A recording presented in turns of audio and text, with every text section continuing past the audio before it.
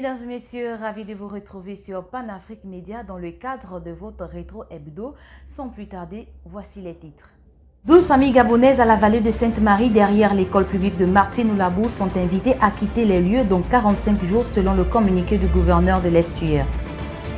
Depuis le 16 mai dernier, le Musée national célèbre la journée internationale des musées. Les journées portes ouvertes ont été organisées au grand bonheur des populations.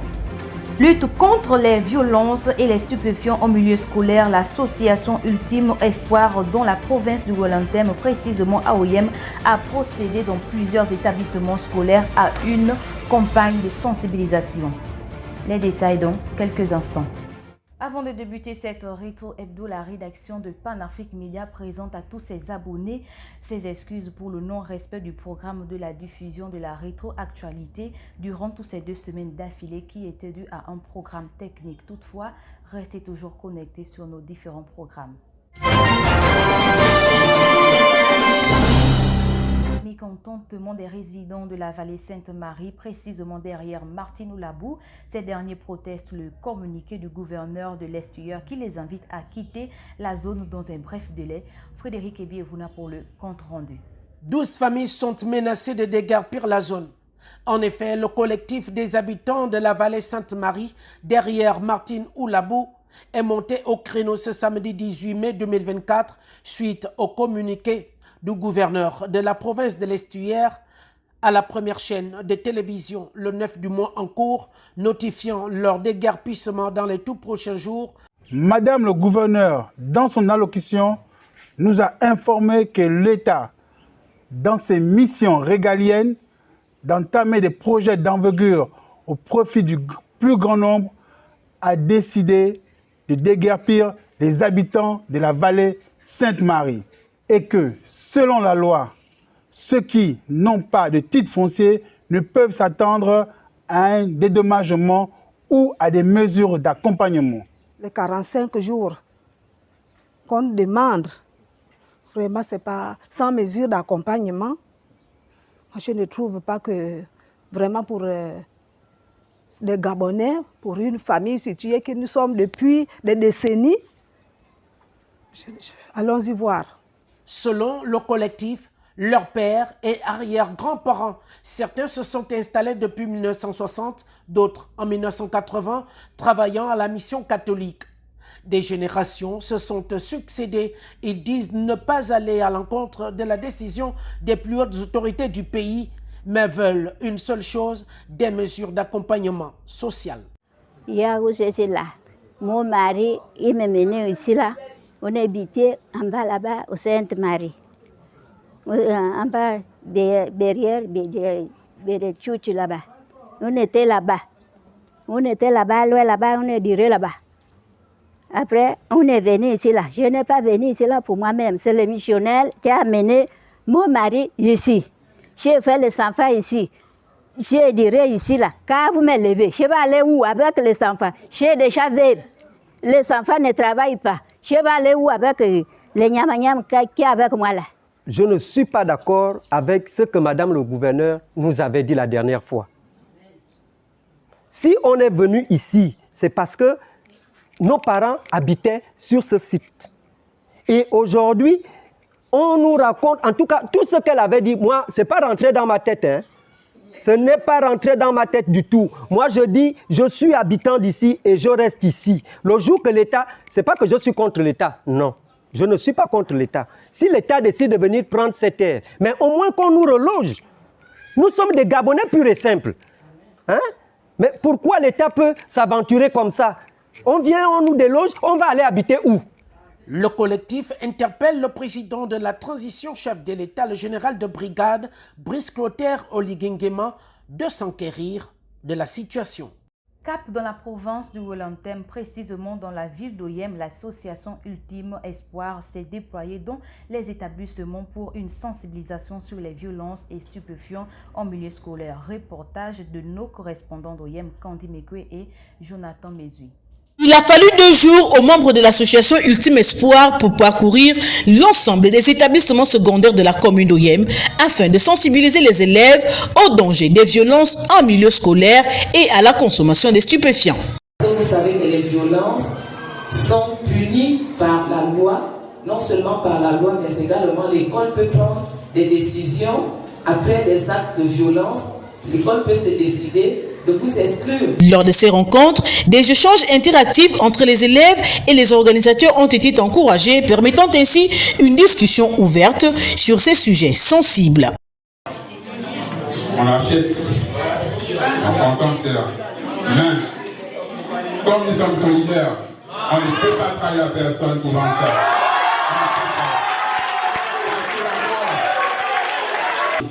Laissez-moi vous dire que les violences sont commises d'abord par vous-même les adultes. Lorsqu'un policier attrape un jeune, il ne l'attrape pas calmement, il est violent.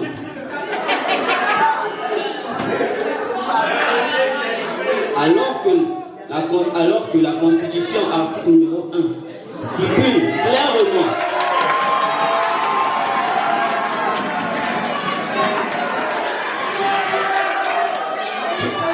que l'on doit jouir de sa liberté, même en cas d'arrestation ou bien non. Pour le président d'honneur de l'Ultime Espoir, cette initiative n'est que le début d'une aventure à long terme. Alors, le fléau il est tellement vaste que l'Ultime Espoir essaie de solutionner par la création des clubs par établissement. Ça veut dire que chaque établissement va avoir un club de sensibilisation contre la violence en milieu scolaire et la lutte contre la consommation de stupéfiants. Ce qui fait que ce dialogue entre clubs et établissements va apporter des débuts de solution à ce phénomène qui malheureusement avilit nos enfants. Pour ce mouvement associatif, les violences en milieu scolaire sont un fléau qui affecte de nombreux élèves. Face à ce problème préoccupant, une sensibilisation accrue s'avère essentielle. Le rendez-vous a été pris pour l'année prochaine. Rétro Rallye Libreville a mené les femmes commerçantes à quitter l'informel à la formalisation de leurs activités était l'objet visé par la coopérative DIA en organisant une journée de renforcement des capacités ce 16 mai 2024, compte rendu de Frédéric Ebievuna. Renforcement des capacités des femmes commerçantes basées sur l'informel organisé par la coopérative DIA. Objectif principal de les aider à formaliser et à professionnaliser leur activité, afin de leur permettre d'accroître leurs impacts économiques et sociaux. L'entrepreneuriat informel est un phénomène très répandu en Afrique. Et le Gabon ne fait pas l'exception. Dans les rues de Libreville, pour ne parler que de la capitale, nous observons de plus en plus des femmes gabonaises s'engager dans l'entrepreneuriat informel, ce que vous ne pouvez pas démentir. En tant que commerçante en partie, en raison de l'accès limité aux opportunités d'emploi formel et parfois en raison des parcours scolaires prématurément interrompus, en dépit du courage et du dynamisme dont ces dernières font preuve, la femme gabonaise en général fait face à plusieurs obstacles ne lui permettant pas de régulariser et de développer son activité. L'atelier qui se tient ce matin est une importance capitale du moment où on a vu beaucoup de femmes au niveau du Gabon qui sont en train de mener des activités génératrices de revenus dans l'informel, alors que l'État a pris beaucoup de lois, l'État a signé beaucoup de conventions, on penserait à l'OADA, afin que ceux qui se lancent dans l'entrepreneuriat soient formalisés. Mais les femmes, nous le voyons dans les différents marchés de la capitale et même à l'intérieur du pays, sont en train de mener ces activités de manière informelle. Prenez part à cet atelier la représentante du délégué spécial de la commune de Libreville, du ministère du Commerce et ceux de l'ANPI. Les commerçantes ont été édifiées sur l'importance de quitter l'informel à la formalisation de son activité. L'association DIA a invité notre expertise pour les égayer sur comment se formaliser, quels sont les documents qu'on demande et pourquoi se formaliser. C'est la question qu'on nous pose, pourquoi se formaliser. Approximativement, on parle de plus de 100 000 entreprises dans l'informel. C'est dans tout le Gabon. Vous voyez, et le nouveau ministre de l'économie est lancé sur cette bataille-là de continuer à faire la promotion, à promouvoir, à commencer à continuer à sensibiliser les opérateurs pour devenir se formaliser. Que ce soit les Gabonais, que ce soit les étrangers, tout le monde doit se formaliser. Pour les participantes, cette formation était nécessaire vu que plusieurs d'entre elles exercent dans l'informel sans connaître comment s'y prendre pour se formaliser. Ce que je peux dire, c'est que cet atelier nous enseigne sur ce que nous pouvons avoir comme avantage dans la formalisation de nos entreprises. Ça m'apporte un plus par rapport à une meilleure gestion de mes entreprises, mes petites entreprises. La formalisation des activités commerciales des femmes leur permettra d'accéder à des avantages tels que des services financiers formels, une protection sociale, des opportunités de croissance et une meilleure visibilité sur le terrain. Il était plus important pour le bureau exécutif fédéral de la FENASICA d'aller à la rencontre du personnel de l'École nationale des arts et manufactures pour s'enquérir des problèmes que mine ce secteur, une visite qui rentre dans le cadre de la tournée du bureau de la FENASICA dans le secteur du ministère de la Culture, de la Jeunesse, des Sports et des Arts. Reportage. Actualisation du cahier de charges interne de l'ENAM, formalité d'adhésion et renouvellement des membres, élection, puis installation du bureau de la délégation de service du SINACA. Voilà ce qui a marqué cette journée lors de la tournée du bureau exécutif fédéral de la FENASICA. Cette rencontre a été aussi l'occasion de décliner les mots qui minent l'École nationale des arts et de la manufacture. La FENASICA, depuis 3 semaines, est en tournée interservice. Donc, ceci est la 4e étape de notre tournée. Nous sommes à l'École nationale d'art et manufacture. Nous avons, tout au long de cet après-midi, échangé avec le corps administratif et le corps professoral de l'ENAM. Dans le cadre des préparatifs de la mise en place de la commission permanente du dialogue social entre l'administration centrale, les organismes sous tutelle et les partenaires sociaux que nous sommes. Nous avons jugé utile d'aller vers nos collègues service par service pour recueillir leurs problèmes afin de les porter au sein de la commission permanente et paritaire du dialogue social. Le président de la FENASICA, Christian Mermons Nanson, porte-parole de l'intersyndicat du ministère de la Culture, de la Jeunesse, des Sports et des Arts, a rassuré le personnel que les dites préoccupations seront remises à qui de droit. Les échanges que nous avons eus avec le personnel, nous allons porter certains problèmes directement au ministre de la Culture parce qu'il y a des questions extrêmement urgentes qui requièrent son attention. Et les autres problèmes seront bien entendu portés au sein de la commission permanente et paritaire du dialogue social. La problématique du déficit d'enseignants n'était pas en reste parmi les sujets abordés. Vous ne pouvez pas concevoir qu'une école d'État souffre de carence des enseignants. Or, que lorsque nous remarquons dans d'autres écoles supérieures de ce pays-là, nous constatons qu'ils ont des enseignants permanents de ces écoles, même si ils utilisent d'autres services à l'endroit des vacataires. Donc, je dirais ceci, l'objectif de l'ENAM aujourd'hui, pour que l'ENAM puisse vraiment exister, il faut que l'ENAM ait ses enseignants permanents. Je ne comprends pas pourquoi tous ceux qui ont été ici affectés à l'ENAM, ne serait-ce que notamment des nouveaux affectés, ne sont pas déployés. Quand bien même ceux-là, la plupart d'entre eux, ce sont des plasticiens. Pourquoi ne pas les envoyer à la manufacture? Pour qu'au moins l'école qui semble ne pas fonctionner pourra au moins fonctionner à un pas. Un délai de 2 semaines a été donné au directeur général de l'ENAM pour redéployer l'ensemble des agents dans les différents services de la structure. Journée porte ouverte en direct du Musée national des arts, rites et traditions du Gabon, débuté ce jeudi 16 mai 2024. Reportage sous les images de Frédéric Ebiévouna. Le Musée national des arts, rites et traditions du Gabon a accueilli les visiteurs lors de ces journées portes ouvertes qui a débuté ce jeudi 16 mai avec pour thème Musée pour l'éducation et la recherche.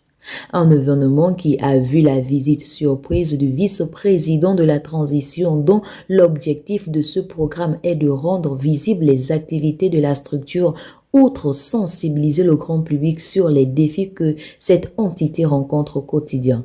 Pour moi, ça signifie que nous sommes vraiment suivis, que toutes les publicités qu'on a fait autour des journées portes ouvertes pour permettre à tout un chacun de venir découvrir les activités et les expositions du musée ont vraiment fait écho au point de déplacer le vice-président c'est vraiment un honneur pour nous.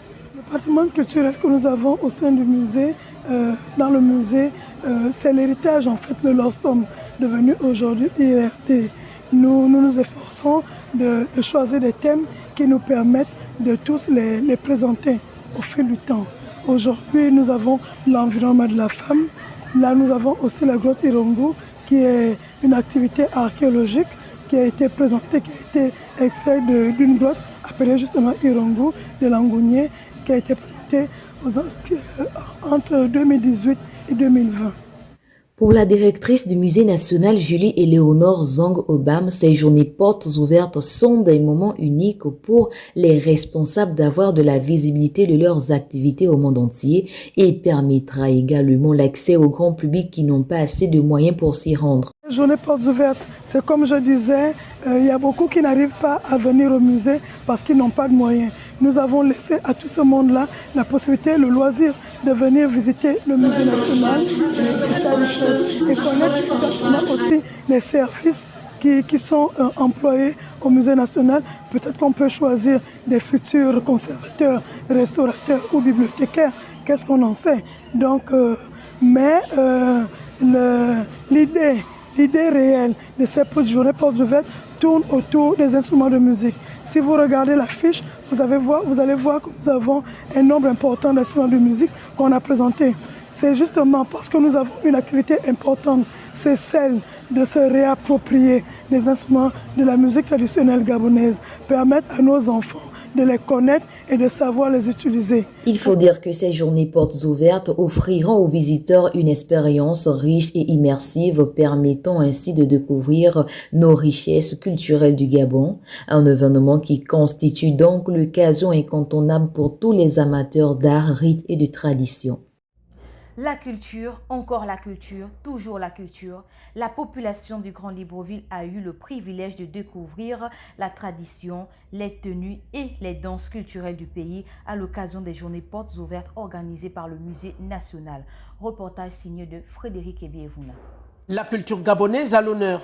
Ce samedi 18 mai 2024, à l'occasion de la célébration de la Journée mondiale des musées, les populations du Grand Libreville ont pris d'assaut le Musée national des arts, rites et traditions du Gabon. Parents, enfants, toutes races et religions confondues ont pu visiter la culture gabonaise, bien qu'elle n'était pas à 100% représentée. C'est plutôt bien, c'est attractif, tu vois, on peut voir plusieurs autres danses hormis celles de chez nous et on peut danser, donc ce qui est bien. Très bien, à peine on est arrivé, on a entendu la musique, donc on est venu voir avec les enfants et on n'a jamais vu ça. Et les enfants n'avaient jamais vu ça non plus, donc c'est super. Voilà, ils peuvent découvrir des rites et des danses et des costumes traditionnels. Ils sont tous métis, donc c'est important qu'ils puissent être confrontés aux deux cultures. Et c'est beau. Pour certains, c'était une belle découverte et félicite les organisateurs pour cette initiative. C'est intéressant de pouvoir voir chaque ethnie se présenter à nous et nous montrer leurs rites. Pour nous qui sommes étrangers, c'est vraiment très très intéressant parce que ça nous permet de découvrir plein de choses aujourd'hui. Mais c'est génial en fait de voir tout vivant parce qu'avec le musée juste j'aurais pas pu me rendre compte de toute la dimension, donc c'est vraiment génial. C'est une bonne initiative parce que généralement les jeunes qui sont dans la zone urbaine ne connaissent pas ce genre de choses, donc ça nous aide vraiment à découvrir d'autres tribus aussi, donc c'est vraiment bien. Pour les traditionnalistes, c'est une opportunité pour les gardiens de la tradition de présenter la culture au grand public, surtout à la jeunesse qui est venue massivement à cette rencontre culturelle, tout en remerciant le président de la transition, chef de l'État, d'avoir considérablement mis en lumière la tradition de notre pays, le Gabon. Aujourd'hui, nous présentons aux Gabonais ce qu'on appelle retour aux sources. C'est ça qu'on nous présente aujourd'hui. Voilà pourquoi vous voyez ces danses traditionnelles. Voilà pourquoi vous voyez tout ce qui se passe, comment ils sont maquillés. C'est pour faire montrer que le Gabon est un pays où les traditions sont la première force de ce pays. Une initiative qui a permis à la population gabonaise de se connecter à leurs racines, à leur histoire et à leur identité, tout en valorisant la culture du pays et les traditions ancestrales. Ainsi, les jeunes pourront mieux comprendre d'où ils viennent et se sentir plus ancrés dans leur communauté. Voilà, mesdames et messieurs, c'est la fin de cette rétro hebdo, mais avant tout, rappel des titres. 12 familles gabonaises à la vallée de Sainte-Marie, derrière l'école publique de Martine Oulabou, sont invitées à quitter les lieux, dont 45 jours selon le communiqué du gouverneur de l'Estuaire. Depuis le 16 mai dernier, le Musée national célèbre la journée internationale des musées. Les journées portes ouvertes ont été organisées au grand bonheur des populations. Lutte contre les violences et les stupéfiants au milieu scolaire, l'association Ultime Espoir, dont la province du Wellington, précisément à Oyem, a procédé dans plusieurs établissements scolaires à une campagne de sensibilisation. Merci de nous avoir regardés. Quant à moi, je vous dis à la semaine prochaine.